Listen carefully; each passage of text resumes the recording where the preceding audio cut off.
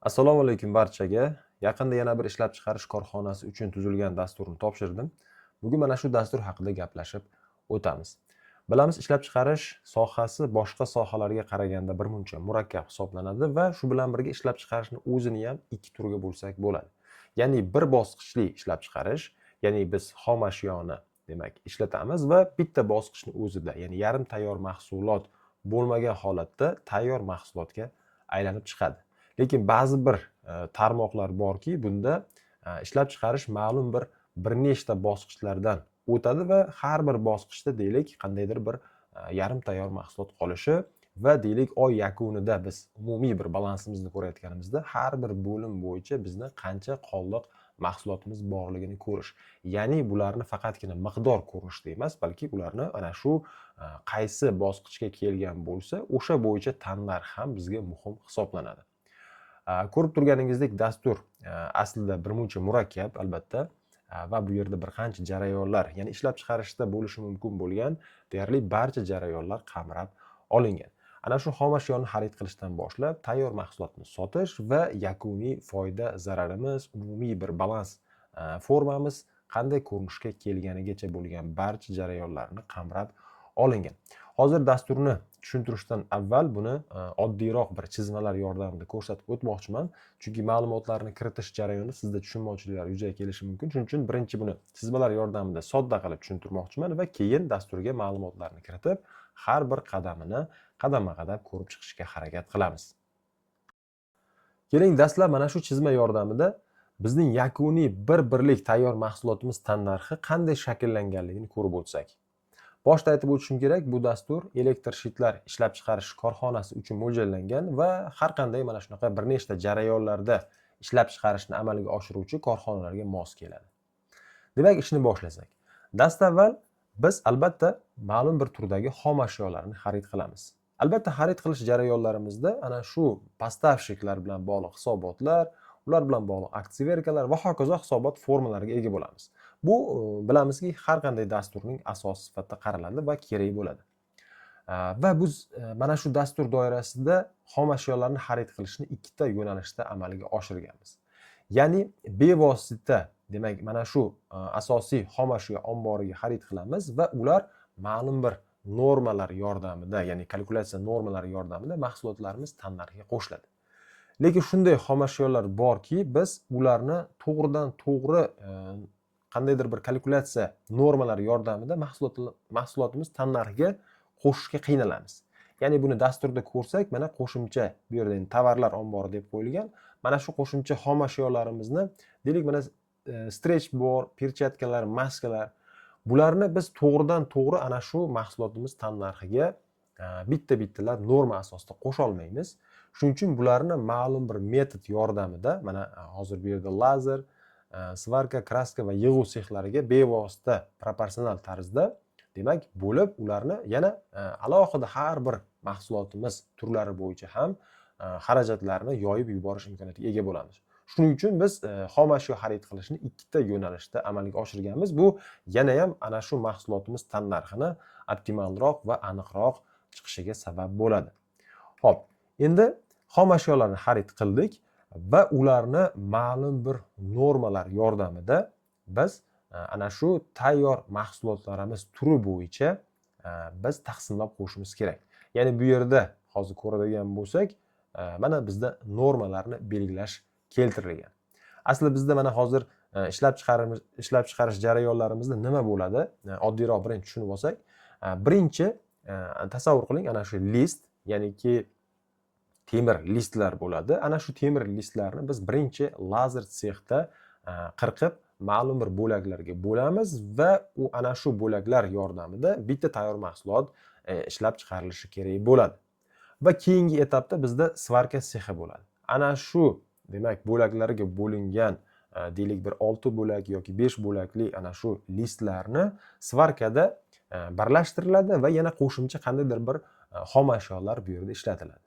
Va keyingi etap bizda kraska. Kraskada ana shu xuddiki yarim tayyor mahsulotga keltirilgan qutilarni ma'lum bir ranglarga bo'yab keyingi etapga o'tkaziladi. Va oxirgi mana shu etap bizda yig'uv sexi. Yig'uv sexida yana qo'shimcha zamoklar o'rnatiladi ana shu shitga va bevosita keyin tayyor mahsulot omboriga o'tkazib beriladi va bundan keyin sotuv amalga oshiriladi. Va tabiiyki sotuv jarayonlarida klientlar bilan bog'liq hisob-kitoblar, ular bilan bog'liq aksiya-verkalar yuzaga chiqadi. Bu yerda eng qiziq bo'lgan jihatlardan biri mana shu qo'shimcha omborimizdagi xom ashyolarning hisobini bevosita har bir sexda ishlatilayotgan xom ashyolar bo'yicha taqsimot qilinishi va mana bu yerda bizda qo'shimcha tannarxga qo'shiladigan xarajatlarimiz mavjud. Deylik, qandaydir bir elektr energiyasi, qandaydir bir oyliklar yoki boshqa prochi xarajatlarimiz borki, odatda moliyada bu yo mahsulot tannarxiga qo'shiladi yoki yakuniy foydadan ayriladigan bizning xarajatlarimiz mavjud bo'ladi. Mana shunday turdagi, ya'ni mahsulot tannarxiga borish kerak bo'lgan xarajatlarimizni ham bevosita ma'lum bir metod yordamida har bir bo'lim bo'yicha buni biz tannarxga qo'shib boramiz. Deylik, bizda yarim tayyor mahsulot tushunchasi bo'lganligi uchun albatta bularni har bir bo'limi bo'yicha oy yakunida balansda o'z qiymati bo'yicha ko'rishimiz kerak bo'ladi. Biz mana bu yerda qilingan barcha xarajatlarni yakunda ishlab chiqarilgan tayyor mahsulotlarga nisbatan bo'lishimiz noto'g'ri bo'ladi. Chunki bu qilingan xarajat ma'lum qismi lazer sexda amalga oshirilgan bo'lishi mumkin va bu yerda qolayotgan ana shu yarim tayyor mahsulot ustida bo'lishi mumkin yoki svarka sexda bo'lishi mumkin va hokazo. Shu nuqtai nazardan har bir qilingan xarajatni o'zini bo'limi bo'yicha to'g'ri taqsimot qilish talab etiladi. Va dasturda mana shu narsa asosiy bir vazifa sifatida ko'tarilgan va bu yerda bu tizimda ko'rsatilmagan yana bir qancha bizni bo'limlarimiz bor. Bu yerda kassa hisobotlari, permishenalar bor va yakundagi mana finanschot balanslarimiz va xodimlar bilan bog'liq demak ana shu oyliklar hisoboti, nakladnoy forma bor. Bu yerda biz sotuvni amalga oshirganda ma'lum bir nakladnoylar chiqarib berishimiz uchun va bu yerda yana qo'shimcha imkoniyat sifatida zayavka yozish va zayavkalarning hisobotini ham bevosita nazorat qilib kuzatib borish imkoniyatiga ega bo'lganmiz. Xo'p, bu yerda endi keling, har bir jarayonni qadamma-qadam endi tushuntirib o'tishga harakat qilsam. Xo'p, birinchi bizda spravishnik bo'limi mavjud. Spravishnikda bizda birinchi ana shu aytib o'tgan asosiy xom ashyo turlarimiz va tayyor mahsulot turlarimiz bor bu yerda va qo'shimcha ana shu xom ashyo turlarimiz keltirilgan va ularning nomini birinchi yozib olishimiz va ana shu oy boshidagi qoldiqlarini kiritib olishimiz kerak bo'ladi. Albatta tannarx bo'yicha. Endi bu yerda ko'radigan bo'lsak, bizda 4 ta bo'lim, ya'niki lazer bo'limi bor, svarka bo'limi bor, kraska va yig'uv bo'limlari bor va har bir bo'lim uchun alohida demak biz seriallarimizni mana shunday tartibda alohida yozib olganmiz. Ya'niki biz deylik mana shu turdagi tayyor mahsulotimizni ishlab chiqarganligimizda lazer sexida biz deylik mana shunday 3 mm, 3,5 mm va hokazo mana shunaqa tartibdagi listlardan yoki bu yerda yana qo'shimcha bularda ikki xil turdagi listlardan foydalanishar ekan. Ikkinchi turdagi listlarimizda ham mana bunday qilib yozib qo'yganman, shunchaki foydalanish imkoniyatiga ega bo'lishgan bular. Va svarka sexiga o'tganda mana bunaqa petlalar ishlatiladi. Va kraska sexida bilamiz, qandaydir bir qora, seri, yashil va hokazo kraskalar va yig'uv sexida mana zamoklarni ishlatib, ular yakuniy ana shu tayyor mahsulotni ishlab chiqarishyapti. Shu bo'yicha biz seriallarimizni xuddiki gruppirovka qilib olishimiz kerak. Va endi eng bularning talabidan kelib chiqib qilingan norma belgilashda mana bu yerda mana bizda hozir seriallarimiz keltirilgan o'lchov birliklari bo'yicha va bizda mana bunday tartibda tayyor mahsulot turlarimiz keltirilgan. Deylik, bir birlik tayyor mahsulotimiz uchun mana shu 350 ga 250 deylik ana shu korobkamiz uchun nimalar ketadi? Biz bu yerga aslida normani belgilashda avvalgi dasturlarimizda ham bu prinsiplarni ko'rganmiz. O'zi umuman ishlab chiqarishda asosan mana shunaqa normalarga asoslanib ishlar amalga oshiriladi va bunda normadan og'ish degan bir hisob-kitob o'rtaga chiqib qoladi. Lekin biz shu narsani inobatga oldikki, bu normalar haqiqiy ishlatilgan mana shu deylik 350-250 qutimiz uchun qancha real holatda ishlatilgan deylik listimizni qiymatdan kelib chiqib bevosita shakllanib boradigan qilganmiz. Faqat mana shu lazer bo'limi uchun. Qolgan svarka, kraska yoki yig'u sexlari uchun bu narsani norma asosida belgilab qo'yishni amalga oshirdik, chunki bu narsa deyarli to'g'ri bo'ladi. Ya'ni bir birlik mahsulot uchun deylik 10 dona petla ishlatilishi mumkin yoki zamokdan 4 dona ishlatilishi mumkin. Bu deyarli aniq bo'lganligi uchun buni biz ana shu keyingi bosqichlarga normativ orqali kiritdik. Lekin lazer sexida ishlatilgan barcha listlarimizni bevosita ishlab chiqarish jarayonida ishlatilgan real ana shu seryo miqdoridan kelib chiqib amalga oshirish jarayonlarini qo'llaganmiz. Buni ham hozir ko'rib o'tamiz. Va bu qanday amalga oshiriladi ko'ramiz.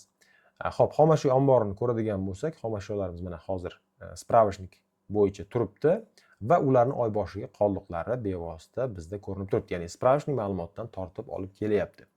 Endi prihodni amalga oshiramiz. Hozir bu yerda ma'lum bir prihodlar yuzaga keladi va ishlab chiqarishga biz ana shu xomashyoni spisat qilishimiz kerak. Ya'ni ishlab chiqarildi deyish bilan birga bizda ana shu listlarimizni yoki mana bu keyingi etaplarimizga o'tgandagi petla yoki qandaydir bir kraskalarimiz, zamoklarimizni o'z avtomatim normaga asoslanib yoki biz o'sha lazer sexida aytib o'tganimiz singari har bir o'sha xomashyo turi bo'yicha o'zi bizni spisat qilib olib chiqib ketadi va oy yakuniga qoldiq qoladi.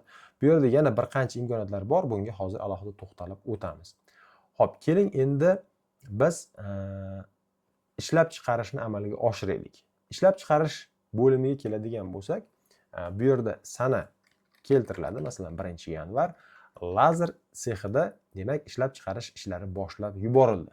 Nima mahsulot ishlab chiqaryapmiz? Mana bu yerda deylik, mana 350-250 korobkamizni ishlab chiqarishni boshladik. 10 dona ishlab chiqardik. Va bu yerda bizda hozir normalarni belgilaganimizda ana shu mahsulot tannarxida o'tirishi kerak bo'lgan ish haqi summalari keltirib qo'yilgan. Deylik, mana shu bir turdagi mahsulotimiz uchun lazer sexida ishlagan xodimga mana shtuk so'm, buni o'lchov birligi, deylik 1000 so'm ish haqi ajratilyapti va bevosita bu ana shu mahsulot tannarxiga borib joylashib qolyapti. Yoki keyingi turdagisi uchun masalan 1000 so'm bo'lishi mumkin, 1500 va hokazo. Buni mustaqil ravishda bir marta oy davomi uchun belgilab qo'yiladi va shu zalda davom etish kerak bo'ladi. Keyingilari ham xuddi shunaqa tartibda. Masalan, ana shu svarka sexi uchun, kraska, yig'u sexlari uchun mana shu qutini, demak, yarim tayyor mahsulot ko'rishdagi quti keyingi bosqichga o'tyapti va ma'lum jarayondan o'tyapti. Shu jarayondagi ish haqlarini biz har bir bosqichda mahsulotimiz tannarxiga qo'shib boryapmiz. Bu ham ahamiyatli masala hisoblanadi. Xo'p, endi ishlab chiqarishimizda mana shu demak yarim tayyor mahsulotimizni deylik, hozircha bu yarim tayyor mahsulot qaysi xodim ishlab chiqaryapti. Va biz bu xodimlarimizni ro'yxatini mana xodimlar oylik degan joyga qo'yganmiz. Bu yerda mana Mansur, Qodir va hokazo familiya ismlari bo'yicha bularni bo'limlari bevosita keltirib qo'yilgan va bu tannarx tarkibidagi oyliklar. Biz ko'ryapmiz, hozir buni oyligi bevosita ana shu izdelniy, ya'ni ishlab chiqarilgan ana shu deylik yarim tayyor mahsulot sonidan va unga belgilangan ma'lum bir summadan kelib chiqib amalga oshirilyapti va pastda bizni rasxod tarkibidagi oyliklarimiz ham mavjud.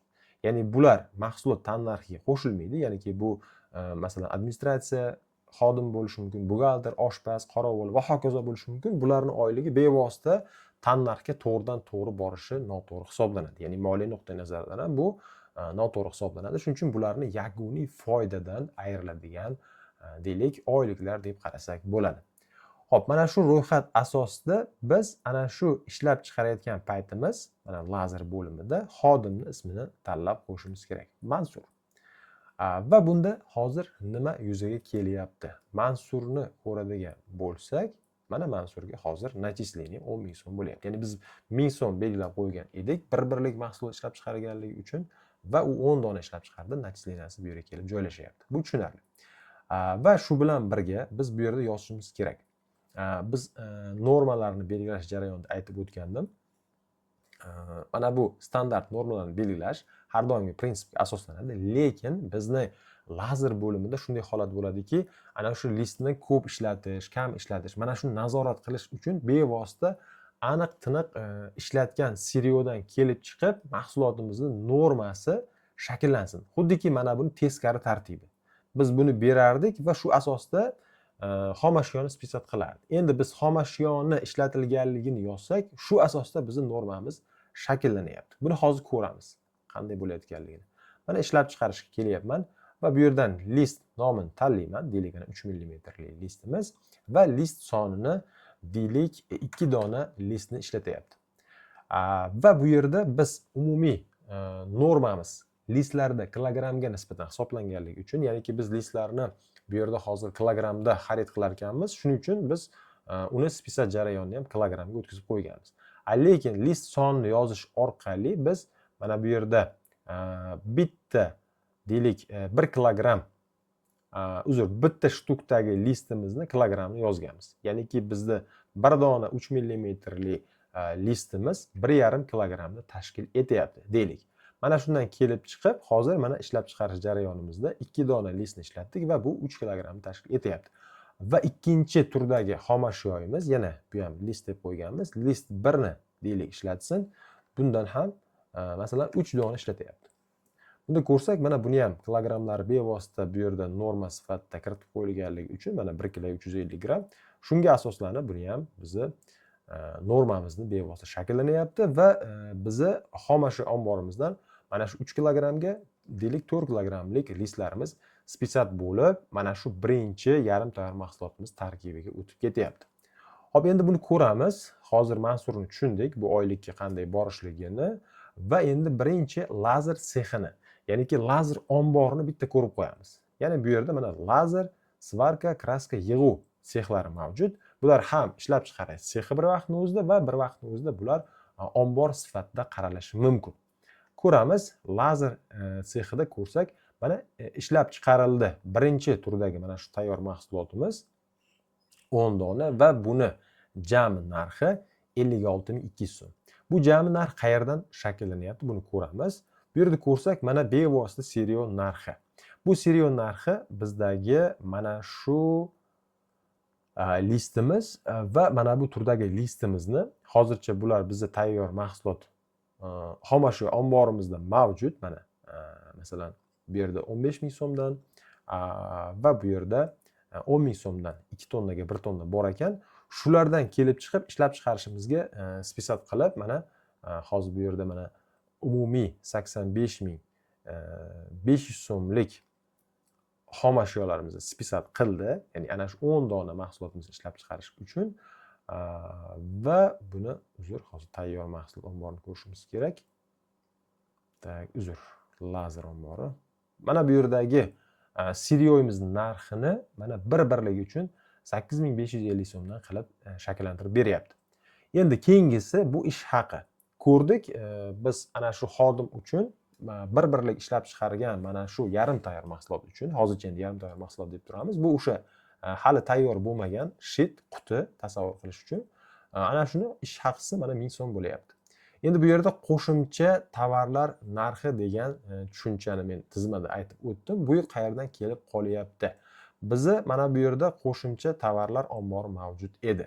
Oy boshida qoldiqlarimiz bo'ladi va prihodlarimiz amalga oshiriladi va spesat jarayoni bizda hozircha noma'lum. Ya'ni biz har bir ana shu tayyor mahsulotimiz tarkibiga norma asosida bu narsani spesat qila olmaganligimiz uchun biz eng maqbul variantni tanladik. Ya'ni bularni oy yakuni bo'yicha. Ya'ni oy davomida biz qo'shimcha xomashyolarni xarid qilamiz va ularni bevosita ishlatamiz. Ishlatish jarayonlarimizni hisobini yurita olmaymiz, chunki bu yerda mayda-chuyda ana shuncha narsa bo'lganligi uchun buni biz eng yaxshisi oy yakunidagi qoldig'ini inventarizatsiya orqali ko'rib qo'yamiz. Ya'ni deylik, mana strechdan deylik 100 kilogramm oy boshida bor edi. Prihodimiz mayli hozircha yo'q bo'lsin va spesat jarayoni hozircha 100 kilogramm bo'lib turibdi, lekin mana oy yakuniga 0 bo'lganligi uchun. Deylik, oy yakunida bizda 80 kilogrammli strechimiz qolgan bo'lsin. Bundan tushunish mumkinki, demak 20 kilogramm strech bevosita ana shu oy davomida mahsulotlar tannarxiga qo'shilib ketgan. Va deylik, mana keyingi strechimiz 100, bu 105, masalan bu 110 va hokazo. Qolganlar hozircha turibdi deb qabul qilamiz. Mana bularni shunchaki ko'chirib hozircha olib qo'yamiz. Mana bunday tartibda ko'rib tursak bo'ladi. Va ko'rsak, bu oy davomida masalan qo'shimcha tovarlarimiz jami 36.500. Mana 36.500 so'mlik qo'shimcha tovarlar hamma bo'limlarda ishlab chiqarilgan. Yoki u lazer sexida ham, yig'uv sexida ham, kraskada ham yoki deylik svarka sexida ham mana shu 36.500 so'mlik qo'shimcha tovarlarimizni ishlatib yuborganmiz. Shuning uchun bularni mana hozir foizlarini belgilash orqali biz har bir bo'limga taqsimotni amalga oshiramiz. Mana hozir lazer bo'limi uchun shu qo'shimcha xom ashyolarimizni 15% ni ishlatdik. Deylik 5475 so'mlik demak umumiy summadagi qiymat bizni lazer seximizga borish kerak bo'lyapti. Va lazer sexini ko'rsak, mana hozir bizda faqat bir turdagi tovar ishlab chiqarilganligi uchun ana shu tannarxiga bevosita jamini qo'shib yuboryapti. 10 ta bo'lganligi uchun buni mana hozir 5480 ni bir-birligi uchun 548 so'mdan mindirib qo'yapti. Agar ikkinchi turdagi tovarimizni ham ishlab chiqarsak, keling ikkinchi tovarni ham ishlab chiqaramiz. Xo'p, masalan buni ham 1-yanvar lazer bo'limida biz masalan ikkinchi turdagi tovarimizdan yana masalan 10 dona ishlab chiqargan bo'laylik. Va buni kim? Bu safar Qodir ishlab chiqardi va bunga 35 millimetrlikdan 3 dona list ishlatdik va list 2 dan bunda 4 dona deb aytaylik misol uchun. Va buni lazer sexiga kelib ko'rsak, hozir mana bizda buni xuddi mana bu prinsiplarga asoslanib bir-birligi uchun ketgan xarajatlarni olib kelyapti va hozir bizda mana qo'shimcha tovarlarimizni bevosita buni proporsiya tarzida bo'lib beryapti. Ya'niki umumiy mana shu seriyo va ish haqi umumiy summasidan kelib chiqib, jami demak yig'indi summadagi ulushdan kelib chiqadi va hozir ana shu 5000 biz ko'rgan mana bu hop qo'shimcha tovarlardagi 5475 so'mlik qiymatni bizga har bir tovar bo'yicha to'g'ri taqsimotni amalga oshiryapti. Hozir biz mana bu 10 ni bunga ko'paytiramiz. Bu 10 tani bunga ko'paytirib qo'shadigan bo'lsak, ana shu 5400 qanchadir summa mana shu yerda hosil bo'ladi. Endi hop, hozircha bizni umumiy tannarximiz shakllandi va bu yerda faqatgina bitta rasxod narx degan narsa bor, 0 turibdi. Hozircha biz bevosita mana chizmada ko'rgan tannarxga qo'shiladigan xarajatni amalga oshirmadik. Shuning uchun bu narsa bizda shakllanmayapti. Keling, buni ham bitta amalga oshiramiz. Bu yerda mana xarajatlar hisobotida mana hozir oylik tannarxda o'tirgan oyliklarimiz bor va rasxoddan amalga oshiriladigan oyliklarimiz bor. Bu umumiy xarajatlar hisoboti bo'lganligi uchun bu yerda ko'rinish uchun yozilgan. Aslida biz asosiy mana xarajatlarni yozib borish jarayonida, keling bu yerda 1-yanvar va shartlarimiz bor bu yerda. Shartlarimiz tannarxda o'tiradigan xarajatlarimiz bor yoki ikkinchisi TB bu tannarxga уже borib bo'lingan biz normani belgilash jarayonida oyliklarimizni shu yerda ko'rsatib o'tganmiz. 1000 so'm, 2000 so'm belgiladik. Bu tannarxda borib joylashganligi uchun buni bevosita mana shu shart asosida yozishimiz kerak va bevosita R bu ana shu rasxod. Ya'niki bizni yakuniy foydamizdan, ya'ni tannarxga bormasin, mahsulot tannarxida o'tirmasin, yakuniy foydadan ayrilish kerak bo'lgan rasxodlarimizni mana shunday tartibda yozib ketishimiz kerak bo'ladi. Keling, hozircha biz mana bu tannarxda o'tiradigan birorta xarajatni, masalan, oziq-ovqat bevosita ishchilar ovqatlangan va ishchilarga naqd pulda masalan 500.000 so'm yoki 50.000 so'm deylik. Keling, 50.000 so'mlik xarajatni amalga oshiryapmiz va buni ko'ramiz hozir. Xo'p, buni ko'rsak, lazer sexda mana bevosita ana shu xarajatlarimiz bizni tannarximizga xuddiki qo'shimcha tovarlarimizga o'xshab taqsimot bo'lyapti. Aslida bu ham qayerdan kelyapti? Hozir ko'ramiz. Mana bu xarajatlar hisobotida bizda mana tannarxga bevosita kelgan 50.000 so'mlik xarajatimiz bor va buni 4 ta bo'lim bo'yicha, ya'ni egri yo'l bilan mahsulot tannarxiga olib boriladigan xarajatlar bu boshqaroq hisob fanidan bu narsa ma'lum. Deylik 10%, ya'ni mana shu 5000 so'mlik tannarxni hozir lazer bo'limida ishlab chiqarilgan ana shu mahsulotlarimiz tannarxiga qo'shib yuborishimiz kerak. Hali bu demak 50 mingimizni 45 mingi turibdi. Keyingi svarka, kraska yoki yig'uv sexlari uchun taqsimot bo'lishiga qarab. Faqatgina 5000 so'mi bizni ana shu lazer seximizda mahsulotlarimiz tannarxiga qo'shilyapti. Buni ham inobatga olish kerak. Bu ham o'sha eng optimal holatda mahsulotimizni tannarxi shakllanishiga sabab bo'ladi. Ya'niki xarajatlarimizni yakunda ishlab chiqarilgan mahsulotlarimiz tannarxiga qo'shishimiz noto'g'ri bo'ladi. Unda mahsulotimiz tannarxi bevosita, deylik biz sex lazerda yoki deylik kraskada qanchadir miqdorda narsa ishlab chiqardik, lekin yakuniy natija hali ko'rinmadi. Yarim tayyor mahsulot sifatida turibdi oy yakuniga. Bunda qilingan xarajat demak noto'g'ri taqsimot bo'ladi. Deylik faqatgina 10 dona deylik tayyor mahsulot ishlab chiqargan bo'lsak, o'shanga 50 ming so'mni ustama sifatida qo'shilib ketishi mahsulotimizni tannarxini ko'tarib yuboradi. Va buni chuqurroq anglash uchun ana shu boshqaruv hisobida bu narsa keng yoritilgan. Bu narsani bevosita ko'rib olsangiz bo'ladi bemalol.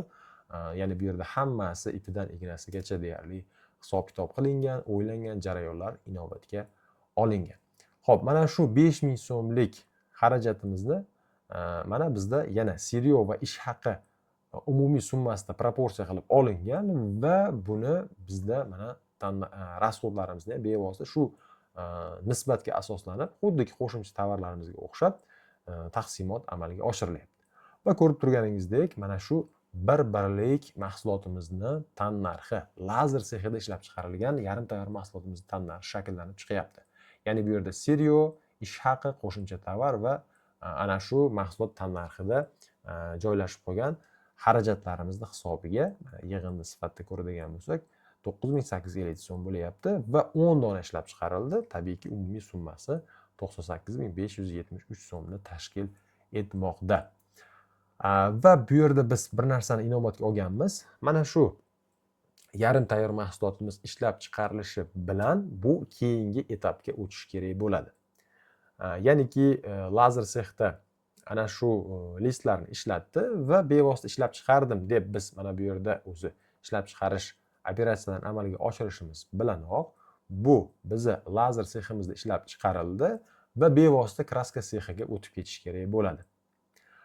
Va kraska sexini, svarka sexini ko'radigan bo'lsak, mana bizni lazer sexdan kirib keldi bizni ikkinchi seximizga.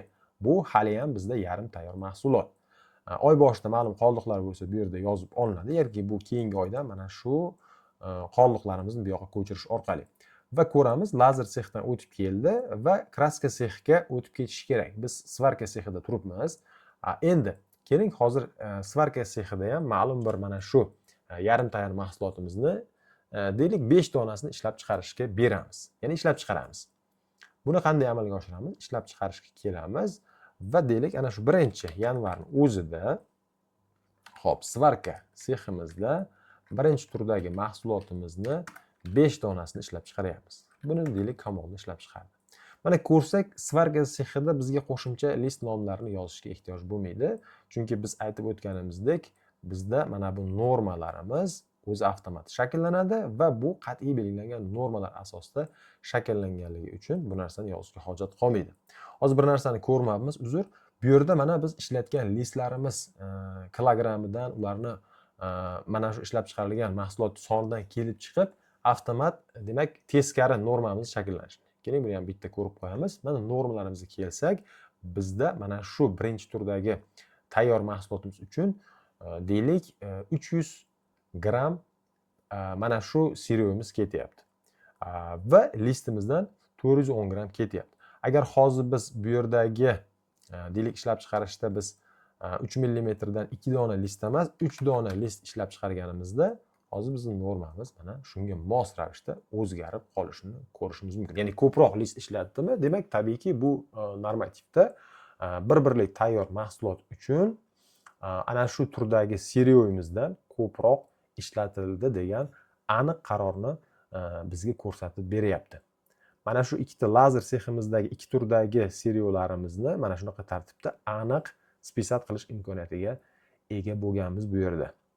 Xo'p, endi keyingi ishlab chiqarishimiz bizda svarka sexida bo'ldi. Mana 5 donasi ishlab chiqarildi. Nima bo'ldi, buni ko'ramiz. Svarka sexiga kelamiz va ko'rsak, mana bizda hozir kraska sexiga, mana svarka sexida turibmiz biz hozir. Lazer sexdan 10 dona bizdagi yarim tayyor mahsulot o'tgan va shuni 5 donasi ishlab chiqarildi. Ya'ni svarka jarayonlaridan o'tkazildi. va bu bevosita ishlab chiqarilishi bilan kraska sexiga demak permishina bo'lib o'tib ketyapti.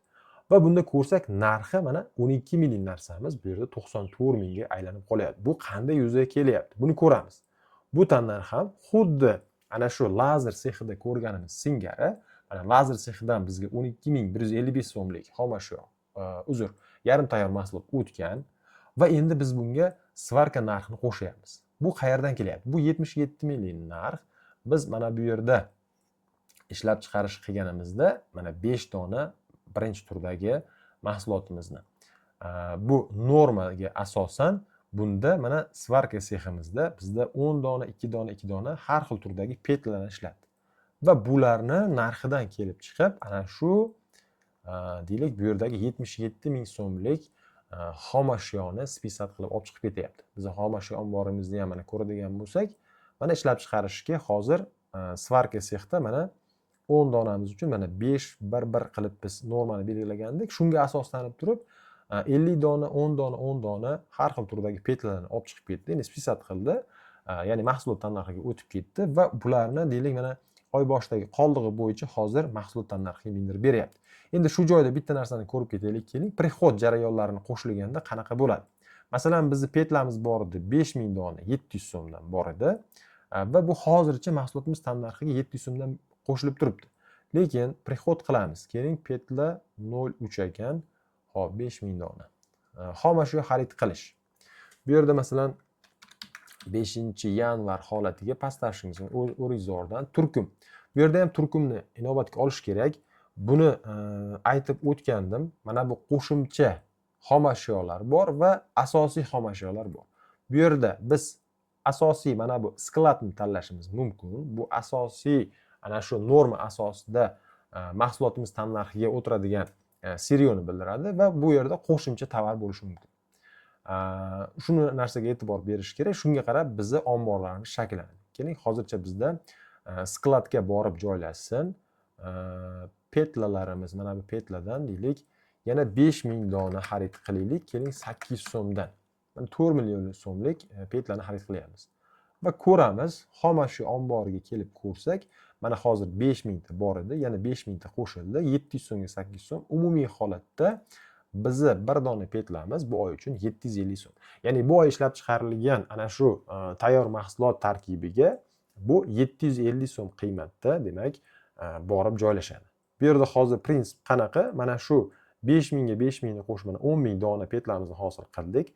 3,5 millionga 4 million, 7,5 million va bir-birligi endi bizda ana shu o'rtacha tortilgan qiymat, ya'ni ki Aveko usuliga asosan bu oylik bizni tannarxini, o'rtacha tannarxini shakllantirib berdi va bu oyda ishlab chiqarilgan ana shu tayyor mahsulot tarkibiga 750 so'mdan spisat bo'lib mana shu petlalarimiz joylashib qolyapti.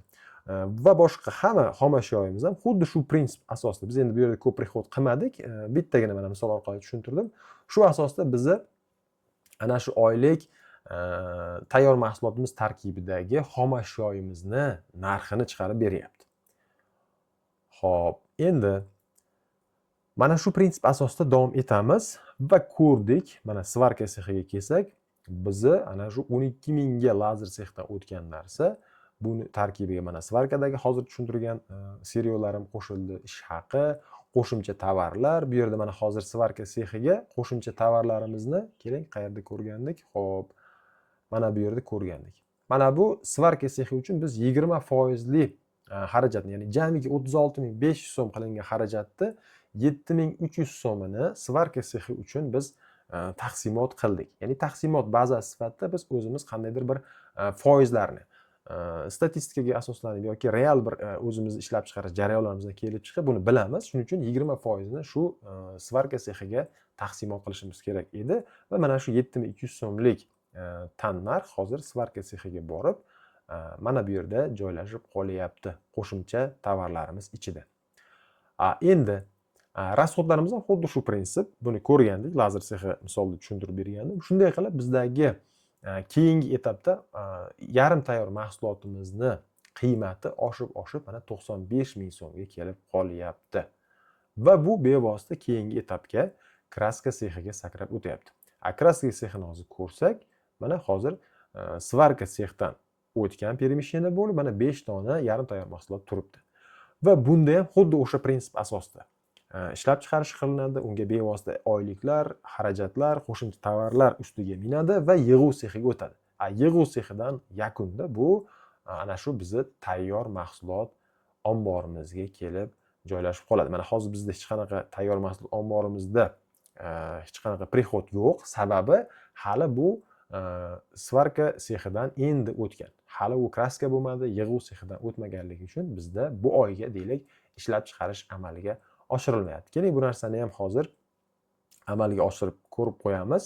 Masalan, yana birinchi kunning o'zida mana hozir svarkadan o'tdi, deylik kraskadan o'tyapti. Birinchi turdagi tovarimizni 3 donasi, buni kim? Masalan, Qodir ishlab chiqardi deymiz va yana kraskadan o'tib, oxiri yig'uv sexi. Buni ko'ramiz. Deylik, buni 2 donasi. Buni masalan yana Mansur ishlab chiqardi deb qo'yamiz. Va jarayonlarni ko'rsak, mana kraska sexida 3 dona ishlab chiqarildi va bu bevosita yig'uv sexiga o'tib ketyapti. Yig'uv sexiga o'tib ko'radigan bo'lsak, bizda mana 3 dona kraskadan o'tdi, 2 dona tayyor mahsulot omboriga peremishina bo'lib o'tyapti. Ya'ni boshida biz ko'rgan ana shu 12 minglik tan narximiz deylik. Endi bu yerda hozir narxlar taqriban shunchaki yozilganligi uchun keskin farq qilyapti. Bu ana shu jarayondagi aniq real raqamlar kiritilganda haqiqatga bu yaqin bo'lgan narxlar shakllanib chiqadi. Mana hozir 223 mingga aylanib qolyapti. Yani 4 ta etapdan o'tgan ana shu tayyor mahsulotimizning narxi oshib, demak, tayyor mahsulot omboriga mana shu narxda prixod bo'lyapti. Endi tayyor mahsulot omborimizni ko'ramiz. Ko'rsak, mana oxiri yig'uv sexidan kelyapti 2 dona tayyor mahsulot holatiga kelgan bizning mahsulotimiz mana shu narxda. Va bizda mana bunda ham prinsip o'sha Aveco metodiga asoslanadi. Oy boshiga bo'lgan qoldiqlarimiz va ularga qo'shiladi va bu yerda mana itok qilib jamlab 102 tani o'rtacha tan narxini chiqarib oladi va sotayotgan mahsulotimizning tan narxini mana shu narx bo'yicha spisat qilib beradi. Buni ham hozir ko'rib o'tamiz. Va bu yerda qo'shimcha bir qancha ma'lumotlar bor. Bularni ham birin-ketin ko'rib o'tamiz. Umumiy dasturni ishlash prinsipi katta, shuning uchun bu narsada tushunchani biroz videoni qayta-qayta balki ko'rishga to'g'ri kelishi mumkin yoki bevosita o'zi bilan bog'lanib bu narsani yana ham aniq ustida bog'langan holatda ko'rsak ham bo'ladi. Endi keling sotuvni amalga oshiramiz. Masalan, mana shu birinchi tovarimizni bir donasini keling masalan 300 mingga sotaylik. Bu yerda ko'ramiz. Xo'p, tayyor mahsulot sotish oynasi bor. Bu yerda 1-yanvar yoki keling 10-yanvarni amalga oshiraylik va klientlarimiz Hasanga birinchi nakladnoy doirasi sotyapmiz. Chunki bizni nakladnoy formamiz ham shakllanishi kerak, shuning uchun nakladnoy raqamlarini yozib ketishimiz kerak. Mahsulotimiz mana shu birinchi mahsulotni sotyapmiz va miqdori 1 donasi. Bu yerda ko'radigan bo'lsak, narx avtomat bizda shakllanib qolyapti. Bu narx qayerdan keldi? Buni ham ko'rib ketishimiz kerak. Buni ko'rsak, tayyor mahsulot omborimizni mana bizda sotuv standart sotuv narxini ko'rsatib qo'yganmiz. Ya'niki agarki sotuv narxlari odatda standart bo'ladigan bo'lsa, buni har bir tovar bo'yicha, tayyor mahsulot bo'yicha mana shu standart narxlarni belgilab qo'ysak bo'ladi va bu avtomatik bizda har safar yozishni oldini oladi. Shuning uchun buni bu yerga formula yordamida olib kelib qo'yganmiz. Mana bunday tartibda 250 ming so'm. Endi agar biz mijozga bu narsani biz deylik boshqacha narxda sotayotgan bo'lsak, qandaydir bir istisnoli narx sifatida narx 2 bor, deylik buni 260 ming so'mga sotamiz. Mana bunday tartibda. Shunda narx 1 yo'qoladi va narx 2 bizda, demak, shunga nisbatan umumiy summa shakllanadi. Va jarayonda bizda umumiy skidkalarni ham hisobga olish nazarda tutilgan edi. Deylik mana shu narximizga nisbatan 10% skidkani beradigan bo'lsak, mana bizning umumiy summamiz pastlab qolyapti. Bu bevosita ana shu klientimiz bilan bog'liq debitor kreditor masalalariga ham ta'sir qiladi. Buni ham hozir ko'ramiz. Mana 234 ming so'm. Masalan, buni klientlar hisobotiga kelib ko'radigan bo'lsak, mana Hasanga 234 minglik narsani sotyapmiz, oborotni amalga oshiryapmiz va hozir Hasandan 234 ming so'm haqdorligimiz bu yerda ko'rinib turibdi. Va bu shu bilan birga mana nakladnoy formasini ko'rib qo'yamiz. Hozir birinchi nakladnoyni biz shakllantirgandik. Demak, ko'rsak, biz umumiy yetkazib beruvchi korxonamiz nomi, xaridorimiz Hasan va ana shu bir dona biz mahsulot sotgandik 260 ming so'mga. Ya'ni skidkasiz holatda. Va skidkamiz 10% skidka berdik unga, 26 ming skidka va shuni hisobiga sof to'lovga summa 234 mingni tashkil etmoqda. Va hokazo. Bu yerda endi bitta emas, bir nechta tovar bo'lishi mumkin. Shulardan kelib chiqib, bizni nakladnoviy formamiz shakllanib doim chiqib beradi bizga. Xo'p, endi yana bu yerda biz ko'rishimiz kerak bo'lgan narsa. Asosiy biz ko'rishimiz kerak bo'lgan narsani hozir ko'rdik, ya'niki eng ishlab chiqarishdagi masala nimaki? Ana shu mahsulotimiz tannarxini shakllanishi. Shakllanganda ham biz normani ko'rdik, o'ziga xos normani belgilash. Bu real raqamlar asosida shakllanayotgan lazer sexi uchun norma va keyin standart normalarimizni ko'rdik. Eng muhim jihatlarini aytib o'tyapman bu yerda. Mana shular edi. Va har bir bosqichdan o'tish jarayonlari va ularni kelib tayyor mahsulot omboriga kelguncha bo'lgan jarayonlarni ko'rdik. Endi bunda ko'rgan boshqa masalalarimiz, mana biz hozir xom ashyoni xarid qildik. O'rikzorda masalan 4 millionlik оборотni ko'rdik va pastavshik hisobotini ko'radigan bo'lsak, mana hozir O'rikzordan biz 4 million qarzdorligimiz aks etib qolyapti. Va bevosita biz xom ashyo xarid qilish oynasining o'zida deylik ana shu pastavshikka pul berish jarayonini ham aks ettirib ketishimiz mumkin. Qanday qilib? Masalan 6-yanvar kuni yana O'rikzor uchun endi tovar xarid qilmayapmiz. Bu yerda bizda tip ustuni mavjud. Bu nima degani? Bizni kassamizni to'g'ri olib yurish uchun qaysi kassamizdan pul beryapmiz? Naqd, karta ili shot. Tanlaymiz, masalan naqd. Demak, O'rikzorga pul chiqaryapmiz 3 million so'm. Mana bunday tartibda. Va buni hisobot ko'rinishda ko'rsak, mana 3 million berdik va 1 million so'm biz O'rikzordan qarz bo'lib qolyapmiz va xuddi shuni singari pastavshik sverkani ham bu yerda ko'rsak bo'ladi. Bu yerga O'rikzorni tanlasak, mana O'rikzordan 5-kuni nima xarid qilganligimiz va undan keyingi har bir qadamdagi qarzimiz va berayotgan pullarimizni bevosita ko'rib borsak bo'ladi. Bu avvalgi formalarimizda ham xuddi shu prinsip asosida ishlatilgan.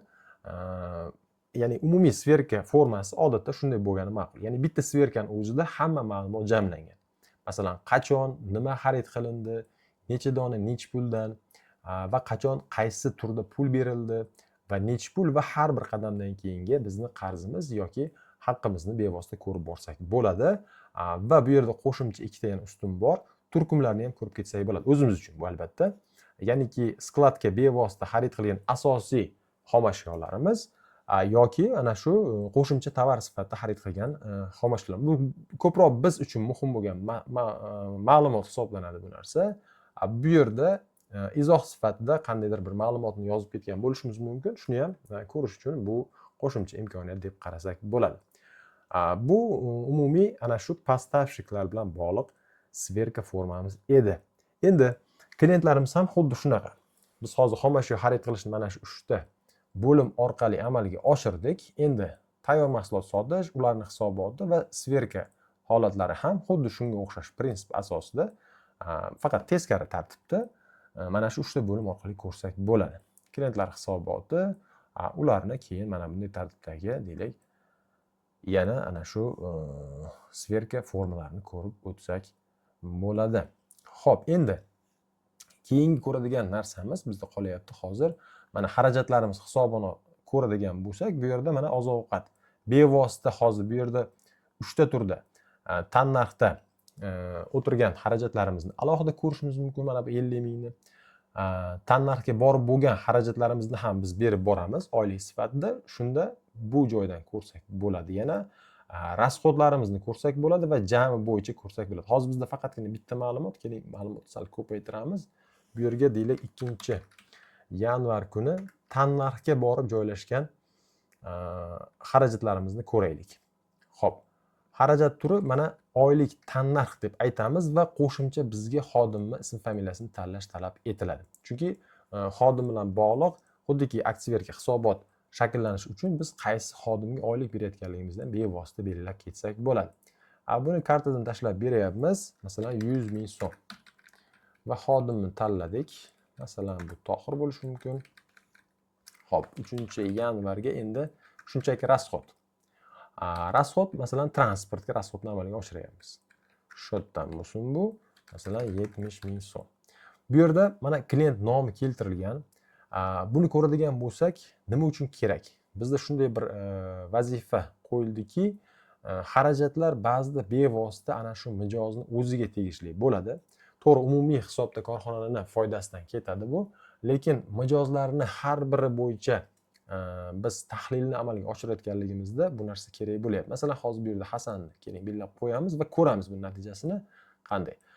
Klientlar hisobotini ko'rayotganimizda mana shu Hasan uchun amalga oshirilgan mana 234 minglik narsa sotdik va bu sotgan mahsulotimizni tan narxi mana 102 ming so'm edi.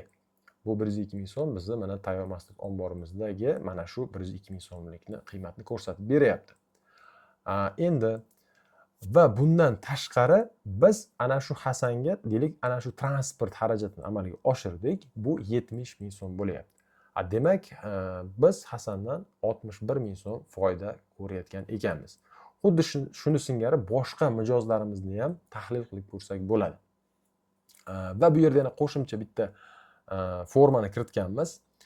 Biz deylik ana shu klient uchun deylik ma'lum bir planni qo'yib qo'yishimiz mumkin. Deylik 1 million so'm plan qo'ydik.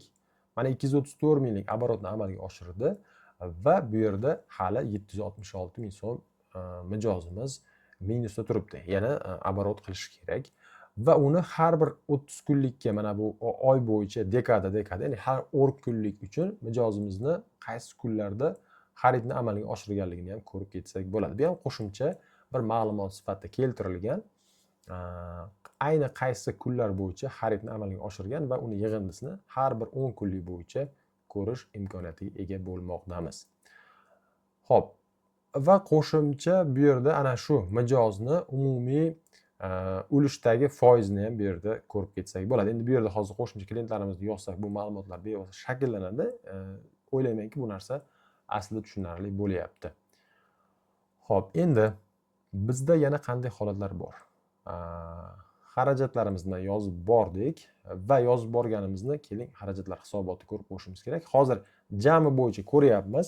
Mana jami bo'yicha oziq-ovqat, oylik va hokazo transport. Biz faqatgina tannarxdagi xarajatlarni ko'rsak, mana 50 ming so'mlik xarajat mana buni biz ko'rgandik taqsimotini yoki tannarxga borib bo'lgan xarajat. Ya'ni biz xodimga norma asosida belgilagan oyligimizni berish jarayonimizda bu bizdan chiqib ketishi kerak. Mana shu 100 ming so'mlikni ko'rsatyapti. Ya'ni bu yerda biz yozdik, mana bu Tohirga mana 100 ming so'mlik oyligini beryapmiz. Va shu bilan birga bu bizni xodimlarimizni oyliklarida chiqib ketyapti. Aslida hozir biz buni Tohir emas, Mansur deyishimiz kerak edi tannarxga borib bo'lganligi uchun. Chunki Tohir bizda xarajat tarkibidagi xodim bo'lganligi uchun bu yerga yozilgan. Bunga ham asli e'tibor berib qo'yish kerak. Tohir emas, deylik bizda Mansur bo'lsin. Va ko'rib qo'yamiz xodimni. Bu yerda mana 100 ming so'm berildi va biz Mansurdan 82 ming so'm haq bo'lib qolyapmiz. Bu keyingi oyga mana bu yerga yozib o'tkaziladigan summa hisoblanadi. Xo'p, va bundan tashqari xarajatlarimizni har xil rakursda ko'ra olyapmiz. Faqatgina rasxoddan ayriladigan va jami bo'yicha mana hisobotning shakllanishini mana shunday tartibda ko'rsak bo'ladi. Xo'p, endi bu yerda kassa hisobotimiz bor. Kassa hisobotimiz ham demak ma'lum bir davr uchun tanlash imkoniyatimiz mavjud va kun boshiga qoldik. Kirimlar, bu mijozlardan kirimlar, ya'niki biz hozir tayyor mahsulot sotish bilan birga keling bu yerda birorta deylik, mayli yana Hasandan pul olamiz. Xuddi pastda ko'rganimiz singari, masalan, kartadan 200 ming so'mlik demak to'lovni Hasan amalga oshirib beryapti va buni ko'radigan bo'lsak, kassa hisobotimizda bu yerda kassa hisobotimiz mana 200 ming so'mlik kartadan prihod amalga oshirilyapti. Va chiqim, bu postavshika chiqim. Buni ko'rdik. Buni ham mana bu yerda xomashyo xarid qilishda mana Urizorga biz 3 millionlik chiqimni amalga oshirgandik naqd pulda. Bu ham bizda kassamizda ko'rinib boryapti. Va xarajatlarimiz, hozir yozgan xarajatlarimiz har bir cho'ntak bo'yicha bizdan chiqib ketyapti va bu yerda eng qiziq narsa bor, перемещение masalasi. Ya'ni перемещение bu nima uchun kerak? Bizda bu kirim yoki chiqim emas, balki ma'lum bir cho'ntakdan keyingi cho'ntakka pullarimizni перемещение qilish jarayonini aks ettiradi. Buni hozir operatsiya sifatida ko'rib qo'yamiz. Masalan, 1-yanvarga chiquvchi kassa. Deylik, naqd puldan biz bankka inkassa topshiryapmiz 10 ming so'm shunchaki. Buni hisobotda ko'radigan bo'lsak, mana hozir bizni naqd pulimizdan 10 ming so'm chiqib ketyapti va kassamizga 10 ming so'mlik qiymatda mana shu summa kirib kelyapti va kun oxiriga shu asosda bizni har bir cho'ntak bo'yicha hisobotimiz shakllanib boryapti. Endi bizda qo'shimcha imkoniyat sifatida zayavka va zayavka yozib borish amaliyotlari ham qo'llab qo'yilgan. Ya'niki bu yerda bizda mana bunday tartibda zayavkalarimizni hisobotini yuritish uchun umumiy jami zayavkalarimiz, ya'ni kelib tushayotgan har bir deylik mijozdan har bir tovar bo'yicha kelib tushayotgan zayavkalarimizni yozib borish bor. Bu alohida formada yozib boriladi aslida va ularga jami sotuvlarni avtomat bizni sotuv jurnalimizdan har bir mijoz bo'yicha, ya'ni har bir tovar bo'yicha shakllanadi va qolayotgan zayavkalarni bu yerda hisobotini ko'rib borsak bo'ladi. Ya'ni qanday? Keling zayavka yozishga o'tamiz bu yerda. Masalan, 5-yanvar klientimiz Hasanga tayyor mahsulotimiz, hop, birinchi tayyor mahsulotimizdan 10 dona zayavka beryapti. Bu zayavkani kiritish shunchaki, sotuv emas. Va zayavka отчетga o'tsak, mana jami Hasan bizga mana shu 350-250 tayyor mahsulotimizdan 10 dona zayavkani beryapti. Va Hasanga biz sotuvda 1 dona, demak, sotuvni amalga oshirgan edik va jami Hasanni hozir biz mana shu birinchi turdagi tovarimizdan 9 dona zayavkasi hali bizda turibdi. Xuddi shu tartibda biz mijozlarimizni har bir tovar bo'yicha qilgan zayavkalarini hisobotini yuritsak bo'ladi. Va shundan kelib chiqib bu yerda bir qancha ma'lumotlar yana keltirilgan. Ya'ni qanday? Bizni har bir bo'limimiz bo'yicha hozir mana lazerda, svarkada, kraska yig'uv va tayyor mahsulot sexlarimizda turgan ana shu turdagi tayyor mahsulotimizni qoldiqlarini ko'rishimiz mumkin. To'g'ri, bu yerda masalan svarkada turgan 5 dona ana shu yarim tayyor mahsulotimiz hali tayyor emas, lekin umumiy hisobda buni tezlik bilan tayyorlash imkoniyati mavjud ekan. Shundan kelib chiqib har bir bo'limni biz qoldiqlarini bu yerda shakllantiramiz. Demak, bizda hozir 9 ta zayavka mavjud ayni turdagi tovar bo'yicha va bizda 109 ta umumiy holatda mana shu tayyor mahsulotimiz mavjud. Va qolayotgan zayavkamiz mana 9 dona, hozir mana bu yerda shakllangan zayavkamiz soni va yetishmayotgan zayavka. Bu yerda agarki hozir minusda bo'lsa, bizda hozir 100 dona mahsulotimiz oshiqcha yetarli. Shuning uchun bemalol biz bu tovar bo'yicha bosh qotirishga hojat qolmaydi. Agarki hozir zayavkani keling, hozir ko'proq zayavka kiritamiz. Bu yerga 10 dona emas, masalan 150 dona zayavkani kiritamiz. Zayavka отчетga kirib ko'radigan bo'lsak, mana hozir Hasan 150 ta zayavkasi mavjud. 1 dona sotilgan, 149 dona hali turibdi.